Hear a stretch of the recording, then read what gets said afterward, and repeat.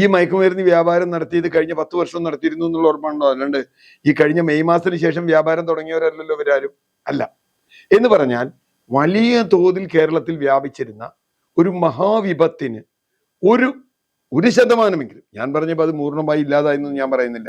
അർജുനായെങ്കിൽ post ഇട്ടിരുന്നത്, അർജുനായെങ്കിൽ പിടിച്ചില്ലല്ലോ പിണറായിയുടെ കാലത്ത്, ഇപ്പോഴല്ലേ പിടിച്ചേ. യൂത്ത് കോൺഗ്രസ്സുകാരൻ മുമ്പ് നടത്തിയിരുന്നുവെങ്കിൽ യൂത്ത് കോൺഗ്രസ്സുകാരനെ പിണറായിക്ക് പിടിക്കായിരുന്നല്ലോ.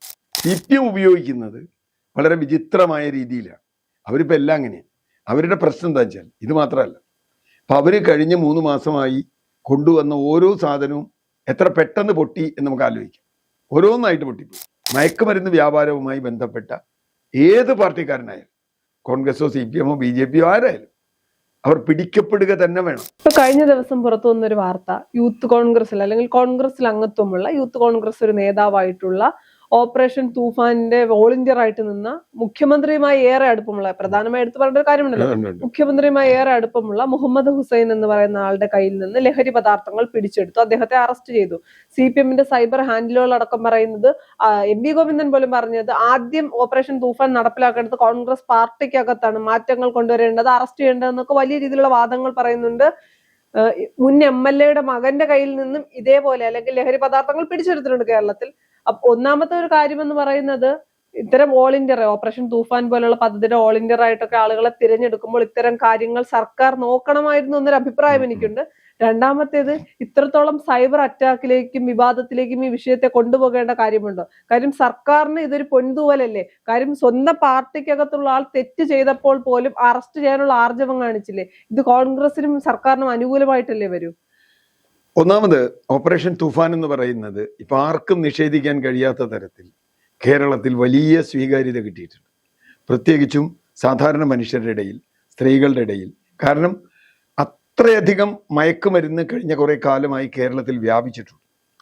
ഇത്രയധികം ആളുകളെ പിടിക്കുമ്പോൾ ഇവരൊക്കെ മയക്കുമരുന്ന് വ്യാപാരം ഉണ്ടായിരുന്നു എന്ന് ഉറപ്പാണല്ലോ. ഈ മയക്കുമരുന്ന് വ്യാപാരം നടത്തിയത് കഴിഞ്ഞ 10 വർഷം നടത്തിയിരുന്നു എന്നുള്ള ഓർമ്മയുണ്ടോ? അല്ലാണ്ട് ഈ കഴിഞ്ഞ മെയ് മാസത്തിന് ശേഷം വ്യാപാരം തുടങ്ങിയവരല്ലല്ലോ ഇവരാരും അല്ല. എന്ന് പറഞ്ഞാൽ വലിയ തോതിൽ കേരളത്തിൽ വ്യാപിച്ചിരുന്ന ഒരു മഹാവിപത്തിന് ഒരു ശതമാനമെങ്കിലും, ഞാൻ പറഞ്ഞപ്പോൾ അത് പൂർണ്ണമായി ഇല്ലാതായെന്ന് ഞാൻ പറയുന്നില്ല. വലിയ വലിയ ആളുകൾ ഇനിയും പിടിക്കേണ്ടതുണ്ട്, മുമ്പോട്ട് പോകേണ്ടതുണ്ട്. എങ്കിലും 1% കുറവുണ്ടായി എന്ന് MV ഗോവിന്ദന് പോലും സമ്മതിക്കേണ്ടി വരുമല്ലോ. അതാണ് ആദ്യത്തെ ചോദ്യം. അതൊരു നല്ല പരിപാടിയാണ് എന്ന് ഇപ്പൊ CPM-കാർക്ക് പോലും നിഷേധിക്കാൻ പറ്റില്ല. ഓക്കെ, കോൺഗ്രസ്സുകാരൻ ഉണ്ടെങ്കിൽ കോൺഗ്രസ്സുകാരെ പിടിക്കണം, CPM-കാരുണ്ടെങ്കിൽ CPM-കാരെ പിടിക്കണം. മുമ്പൊരു MLA പിടിച്ചിരുന്നു. ഇപ്പൊ മുഖ്യമന്ത്രിയുടെ അടുത്ത ആളാണ് ഇയാൾ എന്ന് മുഖ്യമന്ത്രിയുടെ കൂടെയുള്ള ഫോട്ടോ. പ്രത്യേകിച്ചും അദ്ദേഹം പെരുമ്പാവൂർ ഒരു പരിപാടിക്ക് പോയപ്പോൾ വെങ്ങോലയിൽ മുഹമ്മദ് ഹുസൈന്റെ വീട്ടിൽ പോയി. ആ സംസാരമാണ് ഇപ്പൊ ഇട്ടുകൊണ്ടിരിക്കുന്നത്. ശരി, അദ്ദേഹം യൂത്ത് കോൺഗ്രസിന്റെ പ്രവർത്തകനായ ആണ്, ഇപ്പൊ പുറത്താക്കി എന്ന് പറയും. ആയിരുന്നു. അയാൾക്ക് മുഖ്യമന്ത്രിയുമായി വ്യക്തിപരമായ അടുപ്പമുണ്ട് എന്ന് തന്നെ വെക്കുക.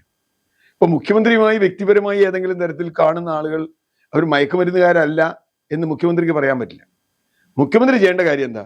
എൻ്റെ കൂടെയുള്ള ആളാണെങ്കിലും എൻ്റെ പേഴ്സണൽ സ്റ്റാഫിൽപ്പെട്ട ആളാണെങ്കിലും അയാൾ മയക്കുമരുന്നുകാരാണ്, അയാളെ പിടിക്കണം എന്നാണ്. അതാപ്പ ചെയ്തത്, അതല്ലേ ചെയ്യേണ്ടത്. ഇപ്പോൾ മുൻ മുഖ്യമന്ത്രിയുടെ കണക്കെടുക്കുക. മുൻ മുഖ്യമന്ത്രിയുടെ ഓഫീസിലിരുന്ന ആളുകൾക്കെതിരെ എത്ര കേസുണ്ടായിരുന്നു? അദ്ദേഹത്തിന്റെ പ്രിൻസിപ്പൽ സെക്രട്ടറി ആയിരുന്ന ശിവശങ്കരൻ എത്ര കാലം ജയിലിൽ കിടന്നു? ഇപ്പോ ആരോഗ്യ പ്രശ്നം കൊണ്ടാണ് അദ്ദേഹം പുറത്തു വന്നിട്ടുള്ളത്. ഇല്ലെങ്കിൽ ഇപ്പോഴും അദ്ദേഹം ജയിലില്ല. ED-യുടെ കേസുമായി ബന്ധപ്പെട്ട്, സ്വർണ്ണക്കടത്തുമായി ബന്ധപ്പെട്ട്, ലൈഫ് മിഷൻ പദ്ധതിയുമായി ബന്ധപ്പെട്ട് മുഖ്യമന്ത്രിയുടെ ഓഫീസിൽ വലിയ തോതിലുള്ള മാഫിയ പ്രവർത്തിച്ചിരുന്നു എന്ന് കേരളീയ സമൂഹത്തിന് മുഴുവൻ ബോധ്യമായതാണ്. ഇദ്ദേഹം മുഖ്യമന്ത്രിയുടെ ഓഫീസിലും ജോലി ചെയ്യുന്നില്ല, സോഷ്യൽ മീഡിയ കോർഡിനേറ്റർ ആണെന്ന് പറയുന്നു. അങ്ങനെ ഒരു പോസ്റ്റർ ഇല്ല എന്നാണ് അവർ പറയുന്നത്. എനിക്കറിയില്ല. ഏതായാലും ഇദ്ദേഹത്തിന് മുഖ്യമന്ത്രി ഇപ്പൊ VD സതീശനെ പുകഴ്ത്തി പോസ്റ്റ് ഇട്ടിട്ടുണ്ടാവും. VD സതീശനെ പുകഴ്ത്തി പോസ്റ്റ് ഇട്ട ഇപ്പൊ ഈ അർജുനായെങ്കിൽ പിണറായി വിജയനെ പുകഴ്ത്തി എത്ര പോസ്റ്റ് ഇട്ടുണ്ട്? എനിക്കെതിരെ അർജുനായെങ്കിലും തില്ലങ്കേരിയും ആകാശ് തില്ലങ്കേരി അടക്കമുള്ള ആളുകൾ പിണറായി വിമർശിക്കുന്ന ആളെന്നുള്ള നിലയ്ക്ക് എനിക്കെതിരെ പോസ്റ്റ് ഇട്ടു. ഞാൻ പറഞ്ഞത്, അപ്പോ അർജുനായെങ്കിൽ പോസ്റ്റ് ഇട്ടിട്ടുണ്ട്.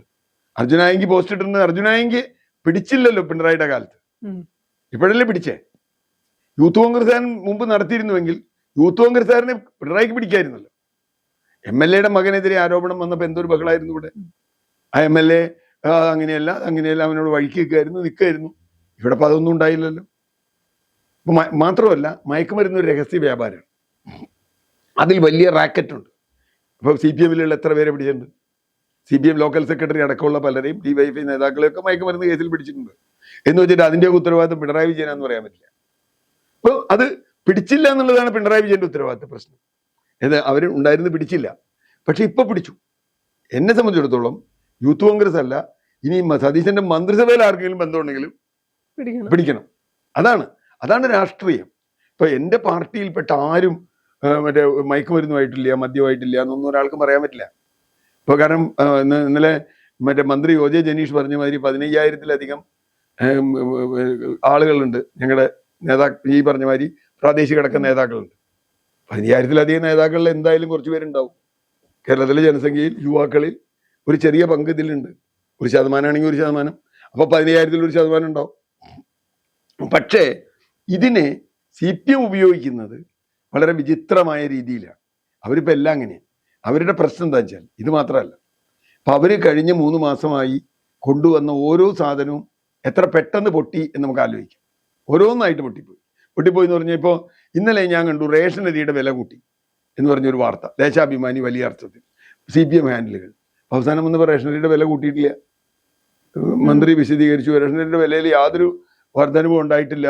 എന്തിനാ കൂട്ടി എന്ന് പറഞ്ഞാൽ ആർക്ക് വേണ്ടിയാ ആരാ പറഞ്ഞെന്നറിയില്ല. അതുപോലെ നിരവധി വാർത്തകൾ. ആ വാർത്തകളൊക്കെ ഒരു സതീശന്റെ പത്രസമ്മേളനം കഴിയുമ്പോൾ തീരുന്ന വാർത്തയായി മാറുന്നു എന്നത് ഇവരെ സംബന്ധിച്ചിടത്തോളം വല്ലാത്ത വേദന ഉണ്ടാക്കുന്നു. ഇവർക്കൊന്നും മുമ്പോട്ട് കൊണ്ടുപോകാൻ കഴിയുന്നില്ല. മാത്രമല്ല വാട്ടർ അബൌട്ടറി എന്ന് പറയും. കാരണം ഇവരുടെ കാലത്ത് എന്താ ചെയ്തതെന്ന് തിരിച്ചു ചോദിച്ചാൽ അതോടുകൂടി ഇവർക്ക് മറുപടിയില്ല.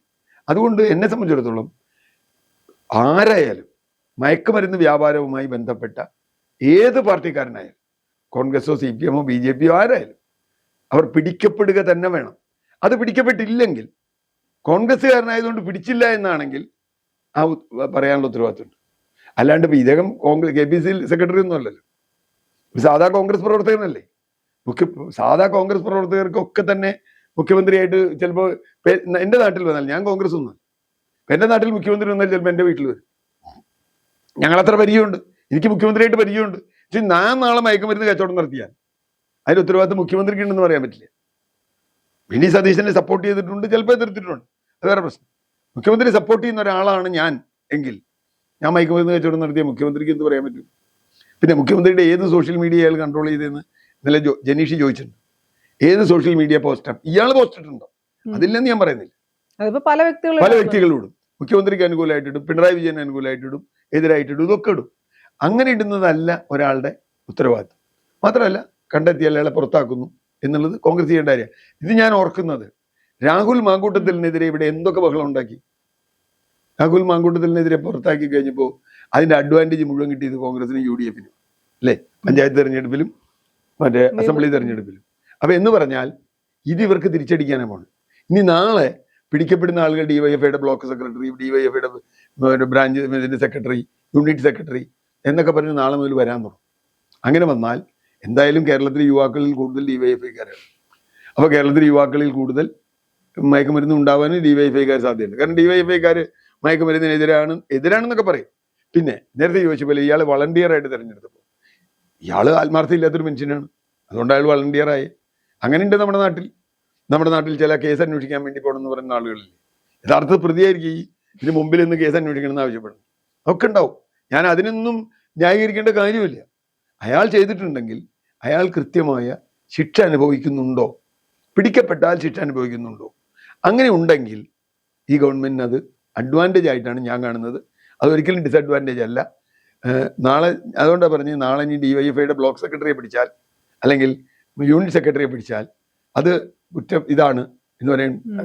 ഇനിയിപ്പോൾ രമേശ് ചെന്നിത്തലയ്ക്ക് ധൈര്യമായിട്ട് പറയാമല്ലോ, ഞങ്ങൾക്ക് അങ്ങനെ ഞങ്ങൾ രാഷ്ട്രീയം നോക്കിയിട്ടല്ല ചെയ്യുന്നത് എന്ന് പറയാം.